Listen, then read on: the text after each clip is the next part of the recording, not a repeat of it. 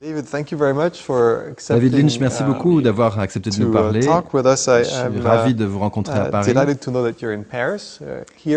Nous sommes ici dans un atelier où vous faites des lithographies lorsque vous séjournez ici, c'est cela? Exactement. C'est une imprimerie qui existe depuis 150 ans. Le studio ITEM. Patrice Forrest dirige ce lieu qui est une vraie perle.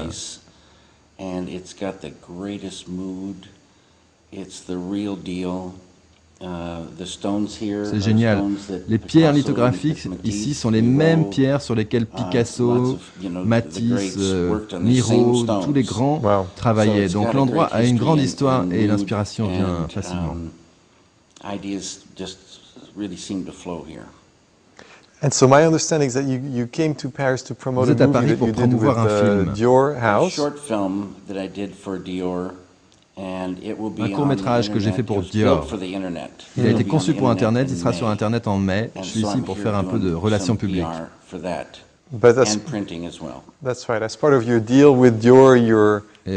vous trouvez quand même le temps de venir chaque jour travailler ici, dans cet endroit. Super.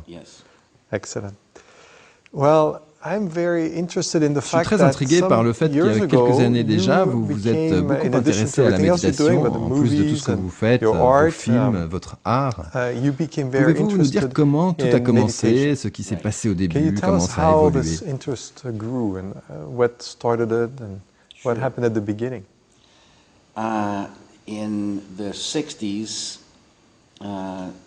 Dans les années 60, je n'étais pas intéressé du tout par la méditation. J'entendais des trucs à ce sujet, ça m'apparaissait comme un phénomène de mode, et moi, je voulais travailler. Et la méditation me semblait une perte de temps. Puis j'ai entendu cette phrase, « Le vrai bonheur n'est pas au dehors, le vrai bonheur se trouve à l'intérieur. » Et je me souviens qu'elle me trottait dans la tête. Il y avait un accent de vérité, mais rien qui me disait où était cet espace intérieur, pas plus que la façon de s'y rendre. C'était très frustrant.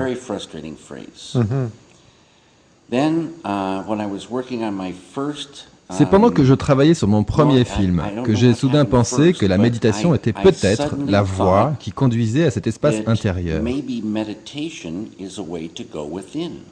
J'ai commencé à me renseigner sur les différents types de méditation, à interroger les gens, à lire des choses. Je travaillais sur mon premier long métrage, Eraserhead. Je travaillais sur mon premier long métrage, Eraserhead. J'étais au American Film Institute, une magnifique bâtisse de 55 pièces dans le quartier le plus coté de Beverly Hills.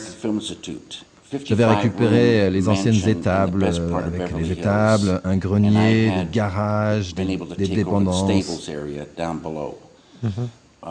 Hayloft, stables, garages, maids' quarters. J'avais un mini-studio rien que pour moi. Tout le matériel dont je pouvais rêver, tout ce que je voulais pour mon film.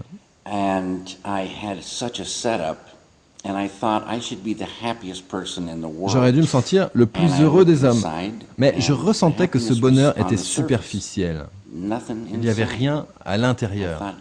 C'était très étrange. Ça m'a poussé encore plus à rechercher un bonheur plus intérieur.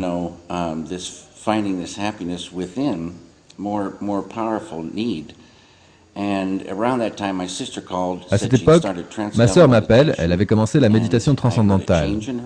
Et j'ai entendu un changement dans sa voix. Plus de bonheur, plus d'assurance. Elle m'a expliqué ce qu'elle vivait et une petite clochette a résonné en moi. Ce qu'elle m'expliquait, c'est précisément ce que je désirais. Et c'est ce que j'ai donc découvert en 1973. Et je médite 2 fois par jour depuis presque 37 ans maintenant. Donc peu de temps après que votre sœur vous a décrit sa propre expérience, sachant que vous étiez sur cette voie, j'étais en recherche. Vous aviez déjà une conviction que le bonheur résidait au-dedans, qu'il fallait le trouver.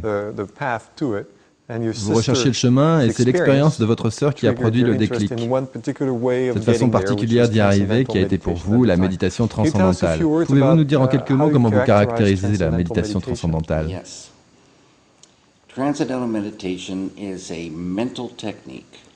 Oui, la méditation transcendantale est une technique mentale. une forme ancienne de méditation, revivifiée par Maharishi Mahesh Yogi. La méditation transcendantale est comme une clé qui ouvre la porte à la transcendance, le niveau le plus profond de la vie. La transcendance a reçu de nombreux noms. L'un d'eux est l'océan de la conscience pure, un autre le champ unifié, découvert par la physique moderne, c'est-à-dire l'unité de toutes les particules et des forces de la création. On l'appelle aussi l'unité, la source, la totalité absolue, le réel royaume du ciel, la transcendance, la conscience transcendantale, la constitution de l'univers. Tous ces noms pour un seul domaine, qui est la liberté, l'infini, l'éternel. Il a toujours été là, il est là à cet instant. Nous sommes en son centre et il sera là pour toujours. Et un être humain peut rencontrer ce champ transcendantal, cet océan de bonheur, la conscience. Et chaque fois que vous en faites l'expérience, vous vous imprégnez, vous développez la conscience que vous avez en vous. Elle commence à se développer. C'est un océan d'intelligence infinie, de créativité infinie. Un bonheur infini, la béatitude.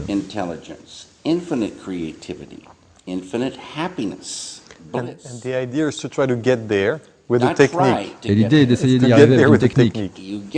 Pas essayer d'y arriver, y arriver facilement et sans effort, à l'aide de cette technique.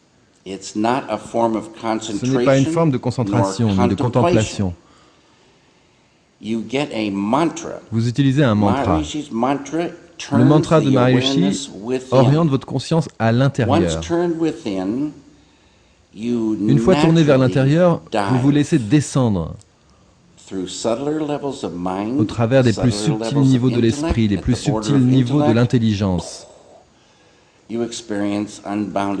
Aux frontières de l'intelligence, vous rencontrez la conscience libérée. C'est tout naturel.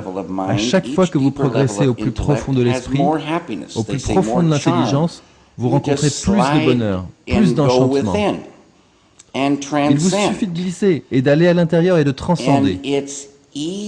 C'est facile et d'une sublime beauté.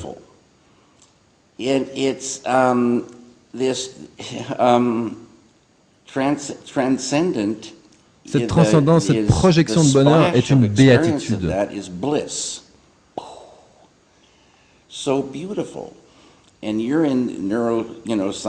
Vous qui êtes un scientifique versé dans les neurosciences, vous savez que les chercheurs maintenant peuvent détecter sur les écrans des électroencéphalographes quand la personne transcende vraiment. Lorsque la personne navigue dans cet océan de liberté, tout son cerveau est mobilisé. Les scientifiques appellent ça la pleine cohérence du cerveau. C'est la seule activité qui produit cela. À chaque fois que vous transcendez, vous vous approchez de la pleine cohérence du cerveau.